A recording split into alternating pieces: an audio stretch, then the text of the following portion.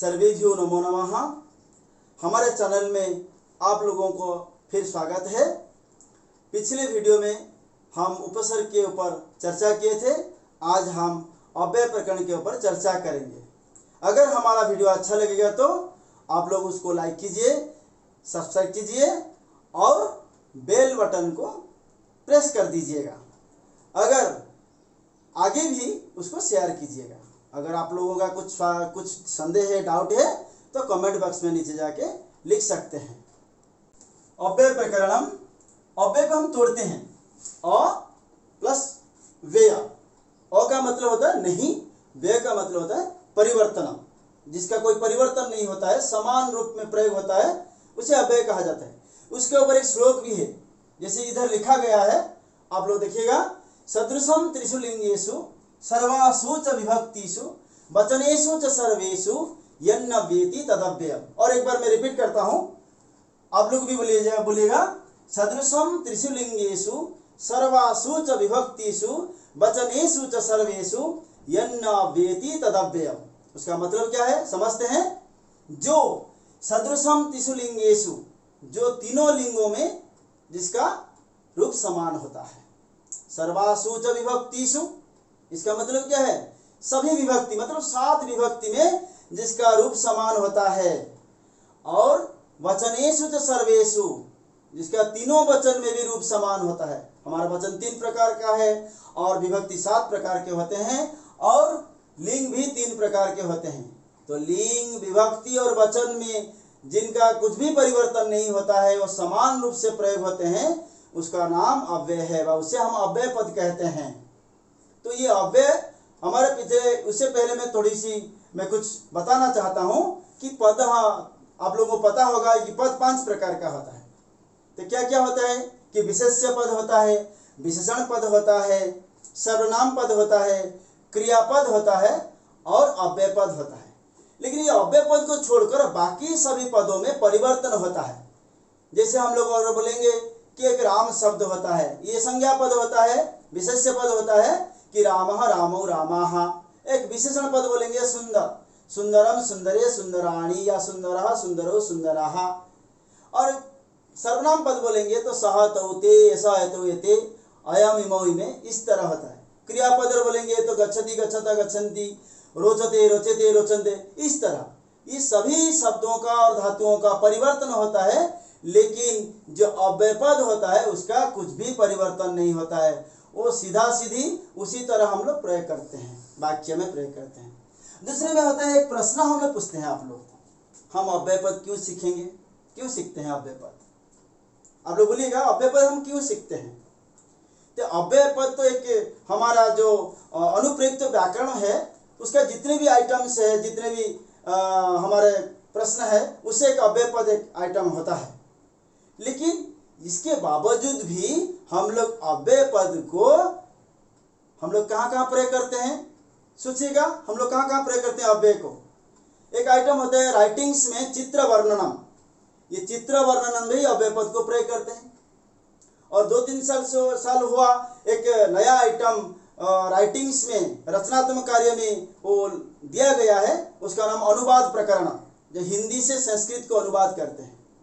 तो हिंदी से जब संस्कृत को अनुवाद करते हैं तब भी अव्यय पद का प्रयोग होता है। चित्र वर्णन में जो 5 सेंटेंस हम लिखते हैं उसमें भी हम अव्यय पद को प्रयोग करते हैं।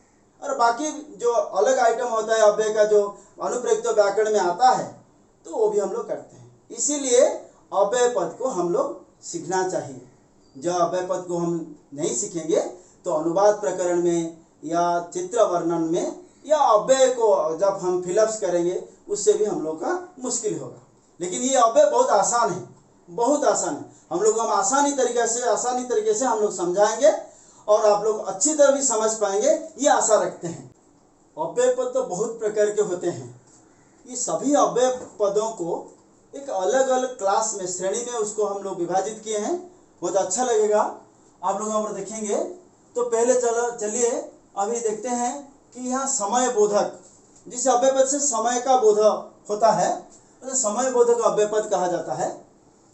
तो पहले यहाँ दिया गया है अद्य, उसका मतलब होता है आज। इससे पहले एक छोटी सी बात है कि अव्यय पद का अर्थ को, उसका मतलब को मतलब सीखना, उसका याद रखना जरूरी है। अगर जब तक हम अव्यय पद का मतलब को याद नहीं रखेंगे तब तक हम उसको ना वाक्य में, ना अनुवाद प्रकरण में, या ना कभी किसी मतलब में, किसी सेंटेंस में उसको हम प्रयोग कर नहीं सकते हैं। इसीलिए अव्यय पद का मतलब को सीखना, समझना भी जरूरी है, उसको याद करना भी जरूरी है। तो यहाँ सोह का मतलब होता है आने वाला कल, और यह बीता हुआ कल, अधुना, संप्रति, संप्रतम, इदानीं, ये चार जो पद होते हैं अव्यय पद है, उसका एक ही मीनिंग है अब। फिर अधुना, यहाँ भी अधुना लिखा गया, इधर भी अधुना लिखा गया। ये अधुना का मतलब अब होता है, और दूसरा अर्थ भी होता है अधुना का मतलब आजकल, जैसे हम लोग इंग्लिश में नाउ ए डेज बोलते हैं। तो पूरा बहुत दिन पहले, जैसे लॉन्ग लॉन्ग एगो। फिर एकदा, एकदा का मतलब होता है कि एक बार, एकदा का मतलब है एक बार। एक बार का मतलब होता है वंस नहीं है, वंस नहीं है, एक बार वाला वंस अपॉन ए टाइम। तो ये एक बार का मतलब होता है एकदा। फिर ऐसमः, इस साल। फिर प्रातः, सुबह। दिवा, दिन, तो दिन में हो सकता है, दिन को हो सकता है। फिर सायं, शाम, शाम को, शाम में। फिर नक्तम, रात में, रात को किसी अर्थ में हम लोग प्रयोग कर सकते हैं। ये सभी बहुत अच्छी शब्द है। अगर हम उसके बदले में अगर संज्ञा पद प्रयोग करेंगे तो उसका फिर विभक्ति प्रयोग करना भी बहुत थोड़ा सा मुश्किल है। इसीलिए हम लोग अगर नक्तम, सायं, दिवा, प्रातः, इस तरह शब्दों को, अव्यय पदों को अगर याद करेंगे तो बहुत अच्छी तरह उसको वाक्य में हम लोग प्रयोग कर सकते हैं। फिर इसके अलावा अत्र, यह, इसका मतलब होता है कि ये स्थानवाचक, स्थानबोधक, उसको बोला जाता है स्थानबोधक। जैसे हमें स्थान का बोध होगा, उसको स्थानबोधक बोलते हैं, स्थानबोधक। तो इसका मतलब होता है अत्र, यहाँ, और यह मतलब ही इधर है। अत्र का मतलब इधर है, और यह का मतलब ही इधर है। तत्र, उधर, एक स्थान को समझाता है। सर्वत्र, सब जगह, और एकत्र, एक जगह, अन्यत्र, दूसरे जगह, इतः, यहाँ से, ततः, वहां से। ततः का भी दूसरा अर्थ भी होता है, दूसरा मतलब भी होता है, उसके बाद भी होता है। ततः किम, ततः किम, उसके बाद क्या, उसके बाद क्या है बोलते हैं। फिर इतस्ततः, इधर उधर। फिर प्रश्नबोधक अव्यय पद होता है, जैसे कुत्र या को। ये दो अव्यय पद का मीनिंग है कि कहाँ, किम, क्या, कथम, क्यों और कैसे, किमर्थम, किस लिए, कुतः, कहाँ से, कदा, कब। ये जब हम प्रश्न निर्माण करते हैं या किसी भी वाक्य में इस अव्यय पद का प्रयोग होता है, उसमें प्रश्नवाचक चिन्ह लगता है अंत में, वाक्य के अंत में प्रश्नवाचक चिन्ह लगता है, इसीलिए उसको प्रश्नबोधक अव्यय पद कहा जाता है। और जब हम प्रश्न निर्माण भी एक पठित अवबोधनम में एक प्रश्न निर्माण का आइटम है, उसमें भी ये हमको सहायता करते हैं। ये सब प्रश्नबोधक अव्यय पद। जो प्रश्नबोधक अव्यय पद के उसी को लेकर प्रश्नबोधक अव्यय पद जो होते हैं उसके साथ कुछ प्रत्यय होते हैं, दो प्रत्यय होते हैं, चित प्रत्यय और चन प्रत्यय। मैं सिर्फ चित का ही उदाहरण दिया हूँ। उसी प्रश्नबोधक अव्यय पद के साथ अगर चित प्रत्यय लग जाता है तो वो भी अव्यय पद बन जाता है। और उसका मीनिंग क्या होता है आइए देखते हैं। अनिश्चय बोधक क्या होता है, न कुत्रचित या कोचित। हम पहले कुत्र और को लिखे थे, तो कुत्र और को का मतलब क्या था, कहाँ। ये लेकिन कुत्रचित और कोचित मतलब कहीं पर होता है, कहीं पर मतलब इसमें प्रश्नबोधक नहीं है, वो अनिश्चय बोधक। अगर आप लोग अगर कोई प्रश्न पूछेंगे आप कहाँ जा रहे हैं, तो ये एक प्रश्न चिन्ह लग जाएगा। मैं कहीं पर जाता हूँ, तो कहीं पर जाता हूँ का मतलब होता है कि पूर्ण विराम लगेगा, प्रश्नवाचक चिन्ह नहीं लगता है। तो उसी तरह किम का मतलब तुम किम इच्छसी, तुम क्या चाहते हो, तो इसका मतलब हम किंचित इच्छामि, मैं कुछ चाहता हूँ। तो ऊपर वाक्य में प्रश्नवाचक चिन्ह लगता है, लेकिन नीचे में प्रश्नवाचक चिन्ह नहीं लगता है। तो उसी तरह कथमचित, कथम कथमचित, कथम एक प्रश्नबोधक, कथमचित नहीं, यहाँ चित प्रत्यय लगा है, कथम जड़ चित कथनचित। फिर कुतः पहले लिखा गया था, कुतः से कुतश्चित, वो संधि हो गया। कुतश्चित, कथनचित, किंचित, ये सब संधि होकर लिखा गया है। फिर कदाचित, कदा था फिर कदाचित, ये चित प्रत्यय लगता है, तो इसका मतलब कभी कभी, कुतश्चित कहीं से भी, और कथनचित किसी भी प्रकार। उसको आप लोग उसको नोट करने से अच्छा रहेगा, उसको ब्रैकेट में उसका मीनिंग लिख दीजिएगा, और वो वाला अव्यय पदों को भी उसी श्रेणी के विभागीकरण करके आप लोग लिखेंगे और उसको याद भी कर सकते हैं। अगर थोड़ा भी कुछ संदेह होगा तो उसको वीडियो को भी आप दोबारा देख सकते हैं। आइए हम लोग चलते हैं, विभक्ति बोधक अव्यय पद है। विभक्ति बोधक का मतलब क्या होता है? विभक्ति बोधक का मतलब होता है, ये जो अव्यय पद होते हैं, ये अव्यय पद किसी पद के विभक्ति को तय करता है। ऐसा नहीं कि कंपलसरी नहीं है, लेकिन जब ये प्रयोग होता है, किसी के साथ रिलेशन बन जाता है, रिलेटेड वर्ड में विभक्ति बन जाती है। एक उदाहरण देते हैं, माने कि परितः, इधर लिखा हूं परितः, परितः मतलब चारों तरफ, लेकिन इसके वजह द्वितीय विभक्ति होती है। ये जिसके साथ रिलेटेड, मतलब किसके चारों तरफ है? स्कूल के चारों तरफ है, कि घर के चारों तरफ, गांव के चारों तरफ, नगर के चारों तरफ, जिस शब्द के चारों तरफ होता है वहां द्वितीय विभक्ति होती है। जैसे विद्यालयम परितः, गृहम परितः, ग्रामम परितः, नगरम परितः, इस तरह होती है। ये सभी जो विभक्ति बोधक अव्यय पद होते हैं, ये एक उपपद विभक्ति का एक नया चैप्टर है, उसको हम अगले जो कुछ क्लास में पढ़ा सकते हैं, और उसके बारे में हम विस्तार से उसको डिस्कशन करेंगे। तो आइए देखते हैं, विभक्ति बोधक अव्यय पद इति नाम से अगर होगा तो विभक्ति बनेगी, लेकिन यह होने से विभक्ति नहीं बनेगी। जैसे एक एग्जाम्पल देते हैं, पुरा रघु इति राजा आसीत, पहले रघु के नाम से एक राजा थे, लेकिन जब यह होता है माता वदति यत्, माता वदति सत्यम वद धर्मम चर, फिर उद्धृति चिन्ह लगता है, फिर इति, इधर इति लगता है। वाक्य के अंत में जो प्रत्यक्षवाचक, प्रत्यक्ष बोधक जो वाक्य होता है, प्रत्यक्ष वाक्य एवं परोक्ष वाक्य होता है, तो प्रत्यक्ष उक्ति जो इसको बोला जाता है उसमें इति लगता है। माता वदति सत्यम वद धर्मम चर, फिर पूर्ण इन्वर्ट कमा व उद्धरण चिन्ह लगता है, पूर्ण विराम लगता है, फिर इति लगा जाता है, तो उसमें ये इति लगता है।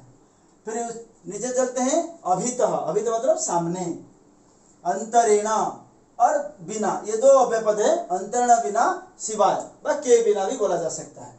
फिर अंतरा बीच में, अंतरा बीच में, दोनों के बीच में होता है, कि नदी के बीच में हो सकता है, कि कुआं के बीच में हो सकता है, उसको। उभयतः दोनों तरफ, रास्ते के दोनों तरफ, मार्गम उभयतः। फिर प्रति के ओर, जैसे दरिद्रम प्रति व दिनम प्रति दयाम कुरु, श्रृगालः वनम प्रति अधावत्, सियार वन के ओर भाग गया। फिर ये जो लिखा गया है शीघ्रम, क्षिप्रम, सत्वरम, त्वरितम, आशु, ये 5 शब्द एक समानार्थ बोधक होता है, इसका मतलब होता है जल्दी, और ये क्रियापद से पहले प्रयोग होता है, उसको क्रिया विशेषण बोला जाता है। तो जैसे मृगः सत्वरम धावति, या अश्वः सत्वरम धावति, या क्षिप्रम धावति, सत्वरम धावति, त्वरितम धावति, कि आशु धावति, ये जल्दी होता है। फिर समयानिकषा पास में, जैसे हम लोग बोलते हैं नदीम समया ग्रामः अस्ति, या ग्रामम समया नदी वहति, धिक्कार, जिसे धिक्कार किया जाता है। फिर उसमें सह, सकम, सार्धम, समम, ये 4 शब्द के मीनिंग एक ही है, के साथ। जैसे पित्रा सार्धम पुत्रः गच्छति, मया सार्धम भवान आगच्छतु, इस तरह होता है। नमः नमस्कार, फिर स्वस्ति कल्याण, स्वाहा अर्पण, जो ऑफर करते हैं स्वाहा, ये भगवान को दिया जाता है, उसमें स्वाहा करते हैं। और स्वधा जब तर्पण करते हैं, क्रियादि तर्पण क्रियादि करते हैं, या पितृपुरुषों को जो देते हैं, वहाँ स्वधा प्रयोग होता है।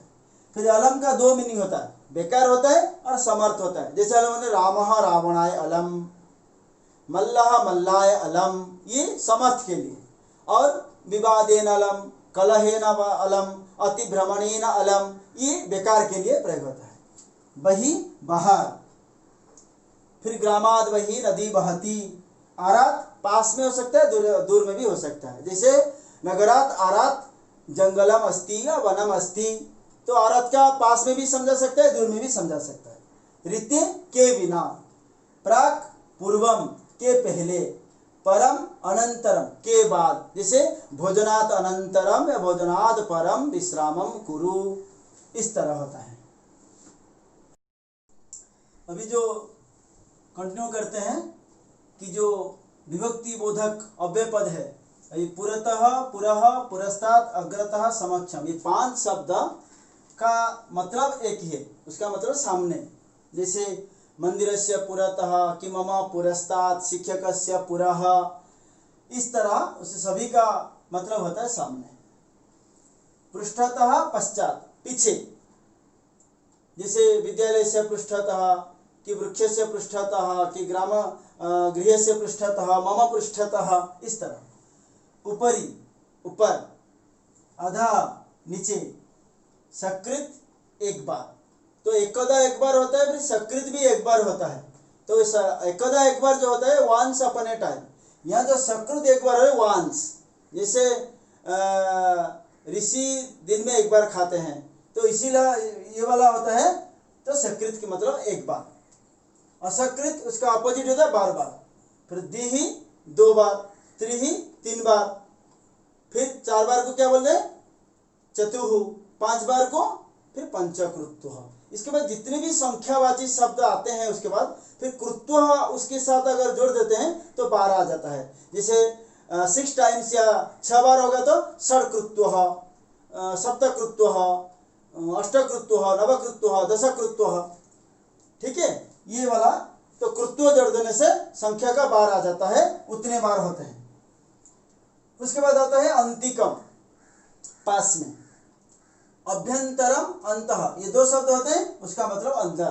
गृहस्य अभ्यंतरम चौरः प्रविष्टः, कि मंदिरस्य अभ्यंतरम देवः शोभते, इस तरह। फिर उसके बाद ये वाला खत्म हो गया विभक्ति बोधक अव्यय पदान। फिर उसके बाद मिश्रित अव्यय पदान, बाकी उसके बाद जितने भी हैं उसको हम लोग इधर लिख दिए हैं, उसको याद कीजिएगा। देखेंगे पुनः, फिर भूयः, 2 शब्द है, उसका मीनिंग फिर। एवं ही, जैसे सत्यम एव जयते, एवं इत्थम, 2 शब्द है, उसका मतलब भी एक ही है, इस प्रकार। फिर इव, की तरह, कि जैसे कन्या माता इव चतुरा, इस तरह। उच्चे ही, इसका 2 मीनिंग होता है, 2 मतलब होता है। ऊपर से वृक्षस्य उच्चे ही, ये भी हो सकता है, और ऊंचा आवाज से, जैसे मेघाः उच्चे ही गर्जन्ति, इस तरह भी हो सकता है। तो नीचे का भी 2 मीनिंग होता है, नीचे, नीचा आवाज से, नीचे ही वदा, नीचे ही भूमेः नीचे ही, वृक्षस्य नीचे ही, इस तरह। शनैः धीरे, फिर अतः इसीलिए, यतः क्योंकि, और जहां से, 2 मीनिंग है। यदा जब, तदा तब, सदा सर्वदा निरंतरम, ये तीनों शब्द का एक ही मतलब होता है, हमेशा। यथा जिस प्रकार, तथा उस प्रकार। फिर अन्यथा दूसरे प्रकार, सर्वदा सभी प्रकार, वृथा बेकार। इसका हम लोग मतलब नहीं लिखे तो उसको लिख देते हैं दूसरे प्रकार।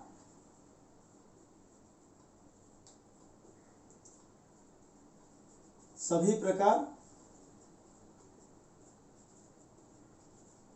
बेकार, मृषम ज्यादा, सपदी अचानक, सहसा, सपदी अचानक, मिथ्या झूठ, यत की, यदि, अगर, तरी, तो, यावत,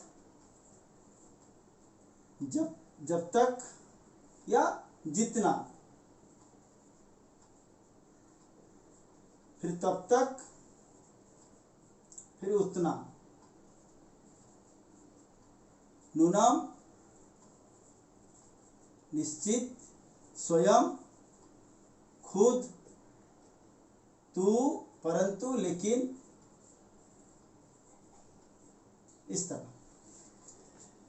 तो अभी जो इधर लिख दिया गया है, आप लोग अभी देखिए इधर में कुछ कुछ शब्द, युग्म शब्द जो होते हैं उसके पीछे मैं एक लाइन खींचा हूँ। जैसे यहाँ से शुरू होता है यदा तदा, यथा तथा, यदि तर्हि, यावत तावत।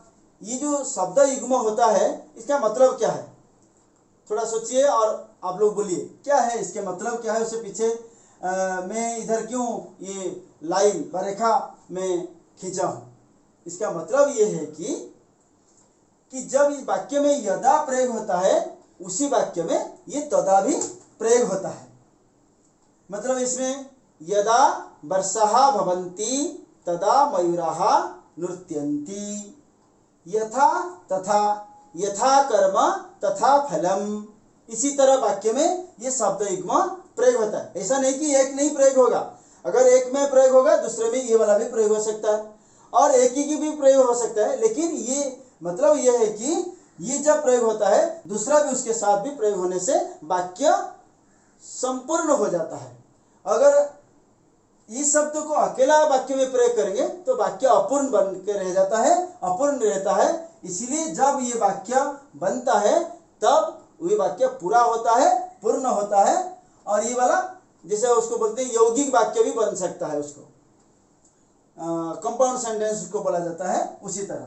और देखते हैं ये वाला, देखिए यदि तर्हि, अगर तो, यदि सुष्ठु पठिष्यति तर्हि सुफलम सुफलः भविष्यसि। इसी तरह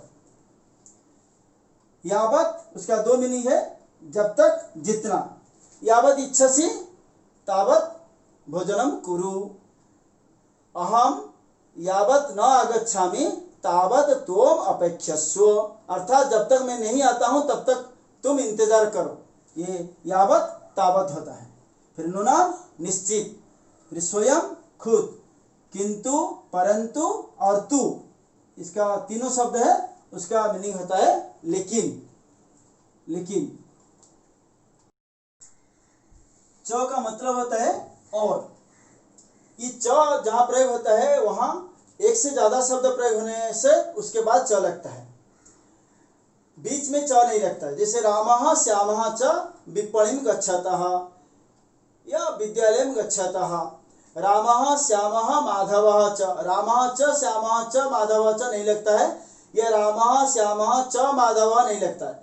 कोई भी शब्द जितने भी माने बार प्रयोग होगा उसके बाद ये च प्रयोग होता है। वा किंबा नतुवा, ये दो सेंटेंस को अलग करने से ये लगता है। जैसे रामः श्यामः वा विद्यालयं गच्छतु, ही त्वमेव मम मित्रम खलु निश्चित। ये जो मैं तरफ से जो लाइन खींचा हूं इसका मतलब ये है, तो पिछले तो ये जहां ऊपर दिया गया है कि जो कंडीशनल एक अव्यय पद होते हैं, ये शब्द यदा जब लगता है तदा तब लगता है, यावत जहां लगता है तावत उसके बाद लगता है, यत्र तत्र इस तरह लगता है। लेकिन यहाँ जो चार अव्यय पद इधर लिखा गया है ये वाक्य से पहले कभी प्रयोग नहीं कीजिएगा, क्योंकि च कभी वाक्य से पहले प्रयोग नहीं होता है। कि वा या ही या खलु, ये चारों से कुछ भी शब्द वाक्य से शुरुआत में प्रयोग नहीं होगा। ठीक है। अभी इसके बाद ना, नहीं, इसका मतलब नहीं है, नेगेटिव सेंटेंस में प्रयोग होता है। ये माँ का मतलब ही निषेधार्थ होता है, मत होता है। लेकिन माँ एक पर्टिकुलर सेंटेंस में एक निर्दिष्ट वाक्य में ही प्रयोग होता है। जैसे कि आदेश सूचक में उसको ज्यादातर प्रयोग होता है, तत्र माँ गच्छा, तत्र माँ उपविशा। जैसे हिंदी में उसका मत वो सेंस आता है तब उसमें माँ प्रयोग होता है, बाकी हर जगह ना प्रयोग होता है। आम बाढ़म, हाँ, कथमपि किसी भी प्रकार, कदापि कभी भी, अतीव बहुत, युगपत एक साथ, एक साथ मतलब टुगेदर, एक साथ। जैसे कपोताः जालम नीत्वा युगपत उत्पतिताः, इस तरह। सुष्ठु सम्यक समीचीनम, ये तीन शब्द है, उसका मीनिंग है अच्छा। ये बहुत सारे अव्ययपद के बावजूद भी ये जो कृदंत प्रत्ययगत भी अव्ययपद होता है, बहुत सारे कृदंत पद होते हैं जिसके साथ धातु के साथ जुड़ने से वो अव्ययपद बन जाता है। फिर अव्ययभाव समास में भी सभी पद भी अव्यय पद बन जाते हैं। इसे तो अव्यय पद एक बहुत विशाल कोर्स है, लेकिन उसमें हम लोग बहुत कम दिए हैं।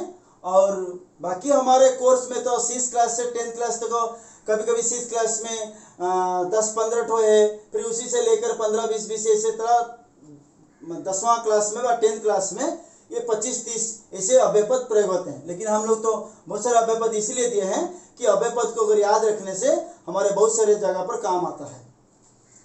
तो अभी कृदंत प्रत्ययगत अव्ययपद में क्या होता है, त्वा प्रत्यय जिस धातु के साथ जुड़ता है वो भी अव्ययपद बन जाता है। जैसे एग्जाम्पल के पढ़ जुड़त्वा क्या होता है, पठित्वा होता है, तो पठित्वा भी एक अव्ययपद होता है। इसका मतलब जिसका परिवर्तन नहीं होता है। जैसे हम लोग क्या बोलते हैं कि लता लते लता है, कि पठित्वा में तो हम लोग रूप नहीं बना पाएंगे, पठित्वा पठित्वे पठित्वा ऐसा तो नहीं होगा। तो पढ़ जुड़त्वा पठित्वा मतलब ये एक फिक्स फिगर है, मतलब निर्दिष्ट रूप है, इसका परिवर्तन नहीं होता है, इसलिए अव्ययपद है। अगर उसी तरह गत्वा पठित्वा धावित्वा भ्रमित्वा खेलित्वा कृत्वा श्रित्वा गृहीत्वा भ्रांत्वा, इसी तरह त्वा प्रत्यय में लगता है। ले प्रत्यय में होता है कि आजोड़ गम जल्य आगम्य, ये भी एक अव्ययपद बन जाते हैं। आगम्य उपकृत्य प्रतिगम्य प्रत्यागत्य प्रणम्य नमस्कृत्य, इस तरह भी एक अव्ययपद बनता है। ये तुमुन प्रत्यय भी गंतुम खादितुम भोक्तुम पूजयितुम खेलितुम पालयितुम लब्धुम सेवितुम रुचितुम द्रष्टुम प्रष्टुम, ये सभी भी अव्ययपद बनते हैं। इसके बावजूद भी वो दूसरे प्रत्यय कृदंत में होते हैं जो हमारे कोर्स में नहीं है, इसलिए इसके बारे में हम लोग चर्चा नहीं करेंगे। तो बाकी अव्ययपद में प्रश्न किस तरह आता है ये मैं लिख दिया हूं। इधर 3 प्रकार के प्रश्न आते हैं। एक एमसीक्यू वाला प्रश्न आता है, एमसीक्यू अगर नहीं आएगा हेल्प बॉक्स वाला भी आ सकता है, अगर एमसीक्यू हेल्प बॉक्स से नहीं आएगा तो टेबल वाला भी आ सकता है। इसलिए हम जब रिवीजन करेंगे तो तीनों प्रकार की तीनों को सामने रखकर ही रिवीजन करेंगे, तब जाके हम परीक्षा में कभी गलत नहीं करेंगे या कभी डरेंगे नहीं। तो बहुत ईजी है। मैं पहले एक एग्जाम्पल दिया हूँ एमसीक्यू का, जैसे समुद्रेषु वृष्टि ही डैश, इसमें क में है अपि, ख में सहसा, ग में एवं, घ में वृथा। इस तरह के एमसीक्यू वाला प्रश्न आ सकता है। फिर दूसरे प्रकार का मंजूषा, मंजूषा मतलब हेल्प बॉक्स वाला भी आता है। जैसे मैं ऊपर 5 ठो अव्ययपद दिया हूँ मंजूषा में, हेल्प बॉक्स में, माँ शनै शनै बहि प्रति उच्चै, इधर वाक्य दिया जाएगा, उसका नंबरिंग कर दिया जाएगा। हम लोग क्या करेंगे, प्रश्न में ये मंजूषा नहीं लिखेंगे, प्रश्न उत्तर कॉपी में, उत्तर खाता में इसको पूरा प्रश्नों को लिख देंगे और डैश से पहले उसका नंबरिंग कर देंगे, आई, सेकेंड आई, थर्ड आई भी, फिर भी, इस तरह करके फिर मंजूषा से क्या करेंगे, ये शब्द को छान के यहाँ पूरा करेंगे। जैसे ग्रामाद डैश नदी बहती, क्या होगा, तो ग्रामाद बही नदी बहती, उपवनम प्रति वृद्ध शनैः गच्छति, आकाशे मेघाः उच्चैः गर्जन्ति, नक्तम बही एकाकी माँ गच्छ, रात में बाहर अकेला मत जाओ।